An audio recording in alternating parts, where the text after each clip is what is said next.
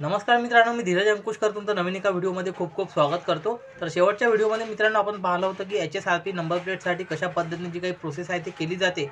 परंतु मित्रांनो बऱ्याच जणांना काही कन्फ्युजन आहे यामध्ये की ते नेमकं जी काही मेन वेबसाईट आहे ती कोणती आहे आणि आपण जेव्हा आरटीओ सिलेक्ट करतो, आरटीओ सिलेक्ट केल्याच्या नंतर काही जिल्ह्यासाठी वेगळी इंटरफेस दिसत आहे, काही जिल्ह्याचा वेगळा इंटरफेस दिसत आहे। हे अशा पद्धतीचं का होत आहे? तर मित्रांनो हे जे काही झोन आहे 3 झोनमध्ये याची विभागणी करण्यात आलेली आहे आणि 3 वेगवेगळ्या कंपन्यांना याचे जे कॉन्ट्रॅक्ट आहे सरकारच्या माध्यमातून देण्यात आलेला आहे। त्यामुळे त्या 3 वेगवेगळ्या कंपन्यांनी आपापल्या सोयीनुसार जे आहे ती वेबसाईट जी आहे ती डेव्हलप केलेली आहे। त्यामुळे तुम्हाला जे काही इंटरफेस आहे ते वेगळा दिसत आहे। तर या व्हिडिओमध्ये मित्रांनो आपण कोणता आरटीओ ऑफिस कोणत्या जे काही झोनमध्ये येते आणि इतर जी काही माहिती आहे ती या व्हिडिओच्या माध्यमातून जाणून घेणार आहोत। त्यासाठी मित्रांनो हा व्हिडिओ नक्की शेवटपर्यंत पहा। चॅनलवरती नसाल तर चॅनलला सबस्क्राईब करा। मित्रांनो व्हिडिओ सुरू करण्यापूर्वी तुम्हाला जी काही वेबसाईट आहे ती सांगून देतो। सुरुवात अधिकृत वेबसाईट आहे ती सर्व ऑल महाराष्ट्रासाठी एकच आहे, transport.maharashtra.gov.in। या वेबसाईटवरती तुम्ही गेल्याच्यानंतर जेव्हा तुम्ही HSRP नंबर प्लेटसाठी बुकिंगसाठी जाता त्यानंतर तुम्हाला आरटीओ ऑफिस सिलेक्ट करावं लागते। आता हे जे काही आरटीओ ऑफिस आहे हे डिवाइड करण्यात आलेले आहे। काही जिल्ह्याचं काही आरटीओ ऑफिस जे आहे ते झोन 1 मध्ये येतात, काही 2 मध्ये येतात आणि काही 3 मध्ये येतात। त्यामुळे तुम्ही तुमचं जे काही आरटीओ ऑफिस सिलेक्ट करणार आहात त्यानुसार तुमचं जी काही वेबसाईट आहे ती ओपन होणार आहे। असं की तुमचा जो काही आरटीओ ऑफिस आहे ज्या कंपनीला त्याचा कॉन्ट्रॅक्ट मिळाला असेल त्या कंपनीच्या वेबसाईटवरती डायरेक्ट रिडायरेक्ट केलं जाईल। अशा पद्धतीने हे गोष्ट समजून घ्या। आणि जे अधिकृत वेबसाईट ती एकच आहे।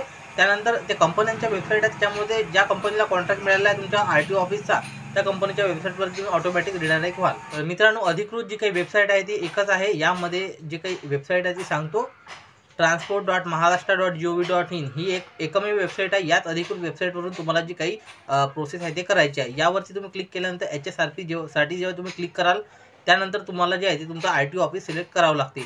आरटीओ ऑफिस सिलेक्ट केल्याच्या नंतर तुमचं जे आरटीओ ऑफिस तुम्ही सिलेक्ट करणार आहात, तुमचं जे काही आरटीओ ऑफिस आहे ते कोणत्या कंपनीकडे कॉन्ट्रॅक्ट आहे त्याचा त्या वेबसाईटवरती रिडायरेक्ट होईल। आता काही समजा दुसऱ्या जिल्ह्याचा मुंबईचा असेल तर या ठिकाणी वेगळी कंपनी असेल, त्यानंतर वाशिमचं असेल तर वेगळी कंपनी आहे, त्यानंतर नागपूरचं तुम्ही सिलेक्ट केलं किंवा वेगळी जिल्हा किंवा वेगळा आरटीओ ऑफिस सिलेक्ट केलं ते वेगळ्या जे काही संबंधित कंपनी असेल किंवा एजन्सी असेल त्यांनी जे कॉन्ट्रॅक्ट घेतलेला त्या वेबसाईटवरती तुम्ही रिडायरेक्ट व्हाल। त्यामुळे इथे तुम्हाला गोंधळून जायचं नाही आहे। तुमचा जिल्हा किंवा तुमचा आरटीओ ऑफिस ज्या एजन्सीकडे असेल त्याच वेबसाईटवरती तुम्हाला रिडायरेक्ट केल्या जाईल। हे जे आहे हे तुमचं कन्फ्युजन जे आहे ते दूर झालं असेल हे मी समजतो।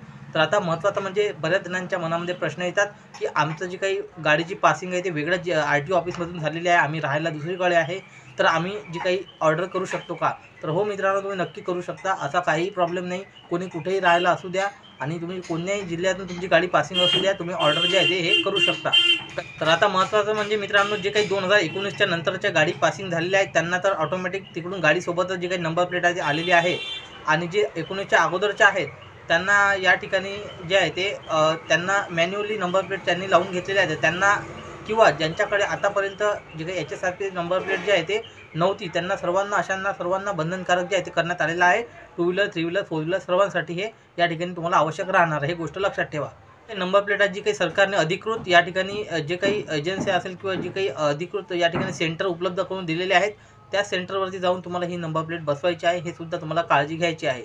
तर अधिकृत सेंटर कोणते ते कसे पाहिजे ते सुद्धा मी मागच्या व्हिडिओमध्ये सांगितलेलं आहे, तुम्हाला ते तिथून अप्लाय करताना दिसूनच जाईल। तर मित्रांनो आपल्या महाराष्ट्रामध्ये जेवढेही काही आरटीओ ऑफिस आहे सर्व आरटीओ ऑफिस मिळून एकूण 3 कंपन्यांना याचा जे काही कॉन्ट्रॅक्ट आहे 3 एजन्सीला देण्यात आलेला आहे।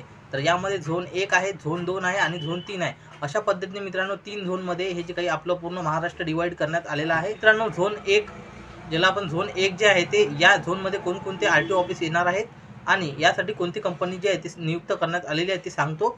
1 साठी रोसमर्टा सेफ्टी सिस्टीम नावाची एजन्सी आहे ती नियुक्त करण्यात आलेली आहे आणि त्याची जी काही युजर इंटरफेस तुम्ही पाहू शकता स्क्रीनवरती अशा पद्धतीची वेबसाईट आहे। आता या अंतर्गत कोणकोणते आरटीओ ऑफिस येतात किंवा कोणकोणत्या आरटीओ ऑफिसचा कॉन्ट्रॅक्ट या एजन्सीकडे देण्यात आलेला आहे ते तुम्हाला सांगतो। तर झोन 1 मध्ये येणारे जे काही आरटीओ ऑफिस आहे त्याची यादी तुम्ही पाहून घ्या।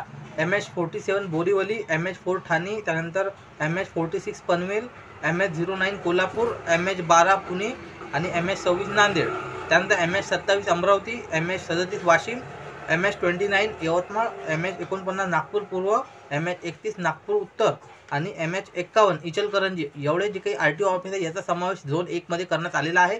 आणि याची जी काही कंपनी आहे तुम्हाला सांगितलेली आहे टाटा सेफ्टी सिस्टीम ही याची एजन्सी आहे आणि याची वेबसाईट आहे किंवा याचा युजर इंटरफेस आहे तुम्हाला स्क्रीनवर दाखवल्याप्रमाणे अशा पद्धतीचा याचा युजर इंटरफेस राहणार आहे। तर जे कोणी ज्यांची गाडी या RTO ऑफिस अंतर्गत पास झालेली आहे त्यांना या एजन्सीच्या माध्यमातून किंवा या वेबसाईटवरून या एजन्सीच्या तुम्हाला जी काही ऑर्डर आहे ते प्रोसेस करायची आहे। सर्व वेबसाईट किंवा सर्व एजन्सीची प्रोसेस सेम आहे, फक्त थोडाफार जी काही वेबसाईट डेव्हलपमध्ये इंटरफेस थोडासा वेगळा आहे, बाकी ऑप्शन आणि जी काही प्रोसेस आहे ते सर्व सेमच आहे। नंतर मित्रांनो दुसरा झोन आहे या ठिकाणी आणि दुसऱ्या झोनमध्ये कोणकोणते RTO ऑफिस समावेश होतात आणि कोणत्या कंपनीला हे कॉन्ट्रॅक्ट मिळालेला आहे ते सुद्धा सांगतो।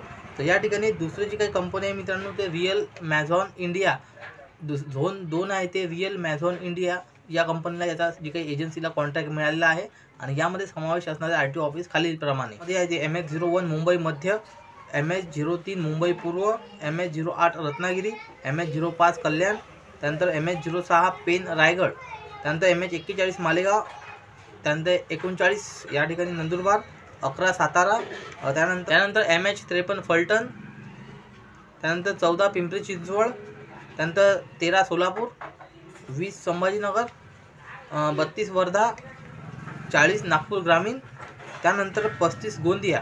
तर अशा पद्धतीने मित्रांनो हे जी काही RTO ऑफिस आहे हे झोन 2 मध्ये येतात आणि यासाठी जी काही एजन्सी आहे ती या ठिकाणी सांगितलेलं आहे मी। या ठिकाणी रिअल मॅझॉन इंडिया या एजन्सीची निवड करण्यात आलेली आहे। एवढे जे काही RTO ऑफिस आहे तुम्ही या ऑफिसमध्ये या अंतर्गत तुमच्या गाडीची पासिंग झाली असेल तर तुम्हाला रिअल मॅझॉन इंडिया ही जी काही एजन्सी आहे यातून तुम्हाला या ठिकाणी ऑर्डर करून प्लेट घ्यायची आहे।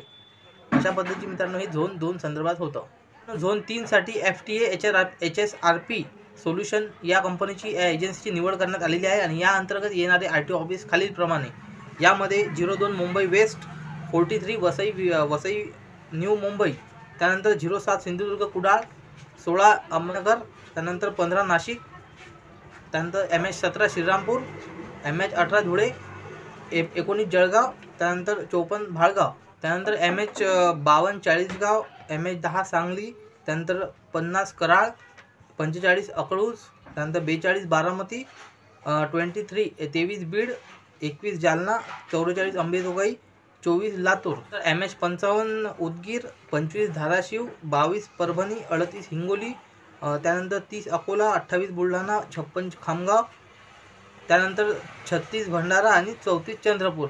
एवढ्या जे काही RTO ऑफिसचा समावेश जे आहे झोन 3 मध्ये करण्यात आलेला आहे। आता तुम्ही कोणत्या RTO ऑफिस अंतर्गत तुमची गाडी पासिंग झालेली आहे ते तुम्हाला ठरवायचं आहे आणि त्या संबंधित जी काही एजन्सी आहे तुम्हाला सांगितलेलं आहे जी काही पहिली जी एजन्सी आहे ती कुणाकडे दिलेली आहे, दुसरी कोणाकडे आहे झोन 2ची आणि तिसरी कोणाकडे। तुम्हाला जी काही वेबसाईटवरती RTO ऑफिस सिलेक्ट केल्यानंतर रिडायरेक्ट केलं जाईल आणि त्यानंतर पुढची प्रोसेस कशी करायची कालच्या व्हिडिओमध्ये मी सांगितलेलं आहे। सर्व ऑप्शन सेम आहे, फक्त जे काही वेबसाईटचा इंटरफेस आहे थोडाफार यामध्ये चेंजेस राहणार आहे। तर अशा पद्धतीची मित्रांनो ह्याची काही झोन संदर्भात तुम्हाला या ठिकाणी माहिती समजली असेल। बाकीची ऑर्डर कशी करायची प्रोसेस कालच्या व्हिडिओमध्ये तुम्हाला मदत मिळून जाईल। सर्व ऑप्शन सेम आहे, फक्त काही वेबसाईटचा थोडाफार इंटरफेस वेगळा आहे, बाकी ऑप्शन तुम्हाला सेमच आहे। तरी काही अडचण आल्यास तुम्ही कमेंट करून विचारू शकता। अशा पद्धतीची मित्रांनो ही महत्त्वाची अशी माहिती होती। यामध्ये तुम्हाला मित्रांनो जी काही प्रोसेस आहे नंबर प्लेट ऑर्डर करण्याची तिन्ही कंपन्यांची सेम आहे, तिन्ही झोनसाठी प्रोसेस सेम आहे, फक्त थोडीफार जे काही संबंधित वेबसाईट जे काही एजन्सी आहे त्यांचे थोड्याफार वेबसाईटमध्ये इंटरफेसमध्ये थोडासा बदल आहे ते तुम्हाला लक्षात ठेवायचं आहे। आणि जे काही ऑर्डर नंबर प्लेट करून घ्यायची आहे आणि त्यानंतर तुम्हाला जे काही फिट करून घ्यायची आहे। स्लॉटमध्ये काही बदल करायचा असेल तर 3 वेळा बदल करण्याची माहिती प्राप्त माहितीनुसार 3 वेळा तुम्हाला यामध्ये टायमिंगमध्ये किंवा स्लॉटमध्ये बदल करता येणार आहे। अशा पद्धतीची माहिती समोर येत आहे आणि यामध्ये तुम्हाला 90 दिवसाच्या आतमध्ये ही काही नंबर प्लेट आधी मिळणार आहे, अशा पद्धतीची सुद्धा माहिती मिळालेली आहे। तर अशा पद्धतीची मित्रांनो ही महत्त्वाची अशी अपडेट होती HSRP नंबर प्लेट संदर्भात। झोन वाईज बऱ्याच जणांना कन्फ्युजन होत होतं आणि वेबसाईटचं सुद्धा हे होत होतं।